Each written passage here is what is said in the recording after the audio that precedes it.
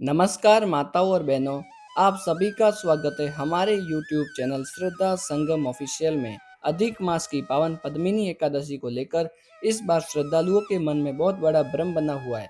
कोई कह रहा है व्रत 26 मई को रखा जाएगा, तो कोई 27 मई को। आखिर सही तिथि कौन सी है? चावल का त्याग कब से करना चाहिए? तुलसी जी में जल किस दिन नहीं चढ़ाना चाहिए? और पारण का सही समय क्या रहेगा? आज की इस वीडियो में हम आपको पूरी जानकारी सरल और शास्त्रों के अनुसार बताने वाले हैं। हिंदी पंचांग के अनुसार पद्मिनी एकादशी तिथि 26 मई मंगलवार सुबह 5:12 से प्रारंभ होकर 27 मई बुधवार सुबह 6:22 तक रहेगी। इसी कारण इस बार एकादशी 2 दिनों में पड़ रही है और भक्तों के मन में भ्रम की स्थिति बनी हुई है। शास्त्रों में बताया गया है कि जब भी एकादशी 2 दिन पड़े, तब जिस दिन सूर्योदय में एकादशी तिथि हो और आगे द्वादशी संयोग बने, उसी दिन व्रत रखना श्रेष्ठ माना जाता है। इसी कारण वैष्णव परंपरा में इस बार पद्मिनी एकादशी का व्रत 27 मई बुधवार को रखा जाएगा। लेकिन जो श्रद्धालु सामान्य पंचांग के अनुसार व्रत रखते हैं, वे 26 मई मंगलवार को भी एकादशी व्रत रख सकते हैं, क्योंकि उस दिन पहली बार एकादशी तिथि प्रारंभ हो रही है। यही कारण है कि इस बार अधिकतर लोग असमंजस में हैं कि आखिर सही दिन कौन सा है। अब सबसे बड़ा प्रश्न आता है कि चावल का त्याग कब से करें। शास्त्रों के अनुसार एकादशी के दिन चावल खाना वर्जित माना गया है। इसीलिए जो श्रद्धालु पूर्ण श्रद्धा और नियम के साथ व्रत करना चाहते हैं, उन्हें 26 मई से चावल और तामसिक भोजन का त्याग कर देना चाहिए। यही सबसे शुभ और पुण्यदायी मार्ग जाना जाता है। भक्तों, अगर भगवान श्री हरि की कृपा प्राप्त करनी है और जीवन के पापों से मुक्ति पानी है, तो कम से कम 2 दिन का संयम अवश्य रखना चाहिए। एकादशी केवल उपवास नहीं, बल्कि आत्मशुद्धि और भक्ति का पर्व है। अब बात करते हैं तुलसी पूजन के नियमों की। शास्त्रों में कहा गया है कि एकादशी के दिन तुलसी दल नहीं तोड़े जाते और न ही तुलसी जी में जल अर्पित किया जाता है। इसीलिए जो श्रद्धालु 27 मई को वैष्णव एकादशी का व्रत रखेंगे, वे 26 मई को ही तुलसी दल तोड़कर रख ले और एकादशी वाले दिन तुलसी जी को स्पर्श ना करे।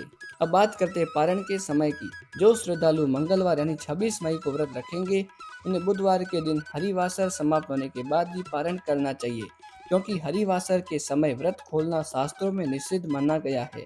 26 मई मंगलवार को ब्रह्म मुहूर्त सुबह 4:09 से 4:57 तक रहेगा। सूर्योदय सुबह 5:46 पर होगा और सूर्यास्त शाम 7:01 पर।